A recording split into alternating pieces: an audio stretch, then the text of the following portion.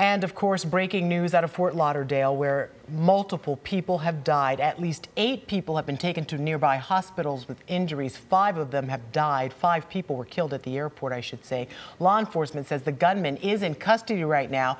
We know at least part of the airport has been shut down, and flights into and out of Fort Lauderdale have been halted, at least for the time being.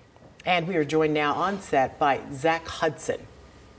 Zach, you've worked with the Lake Mary Police Department, and now you're a security expert. Yeah, and you work specifically on cases like these active shooter cases, and it's something that we've all talked about. And unfortunately, you know, we're just a week into 2017, and we're already seeing an active shooter case. And we've been talking about it as moms, as just people. What do you do? What do you tell people if something like this, God forbid, happens and you're there?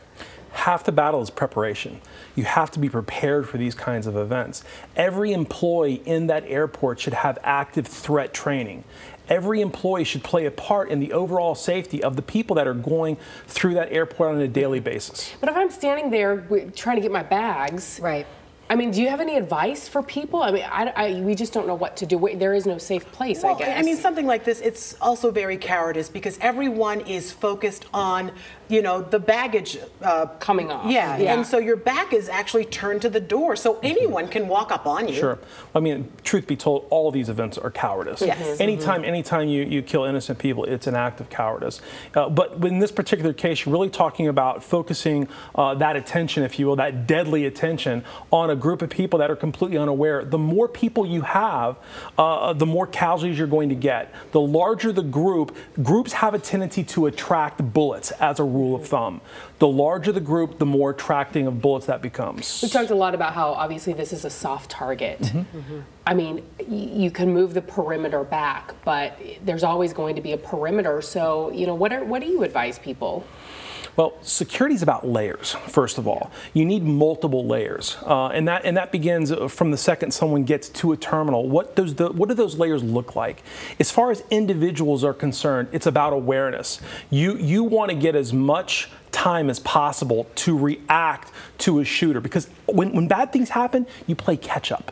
Right. You're constantly playing catch up, and you don't have time to play catch up. So you want to plan. You want to know where your exits are at. You want to know what direction you would go anywhere you're at, whether it's a restaurant, a nightclub, or the airport. And we've been talking about that a lot today. You know, when we walk into a place now, unfortunately, we all kind of look around and say, if something were to happen, what would we do? Yeah, and is this something, you know, I have a 7-year-old. Is this something you talk to a kid that age about before you go places, or is it something you just react to in the moment? I mean, well, I think at some point it's about mental preparation. It's going to start with the parent in that particular case. It's going to start with you. It's going to start with an elevated level of awareness. You know, when you start doing those things and you start looking at life, you know, taking off those rose-colored glasses, if you will, you start looking at things a little bit differently, and therefore you can respond more effectively. And I know you've had a lot of interaction, you know, with kids working at the police department, kids who are probably seeing this and are scared. What do parents tell their kids?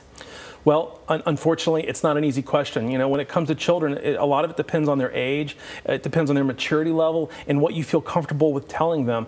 But it's going to have to get to a point as a nation where we deal with these kinds of issues more effectively, and that's just not happening right now. I just have one quick question. You know, this guy, from what we're hearing right now, checked a bag with a gun in it, got the bag, went to the bathroom, and that's how he's able to hurt so many people. That has opened up another Pandora's box with people being able to check their guns into baggage that they can then pick up and use like that. Sure. I mean, the bottom line is, you know, it's a handgun. Handguns are used for self-defense as a rule of thumb. It's not like a shotgun and you're going hunting someplace. Handguns are self-defense weapons. Allowing those types of weapons in airports can be very problematic, and we saw what that can be today. And yeah, we are still waiting to learn a lot more about this potential gunman, but we have learned he has, you know, a military ID. Who knows if he has a military background? You would think that obviously someone would be safe with a military ID, but, you know, so much left to be learned on this one. Zach, we want to thank you for joining us. We have a lot more questions for you, and I'm sure we'll be asking them throughout the afternoon here on News 6. My pleasure. Absolutely.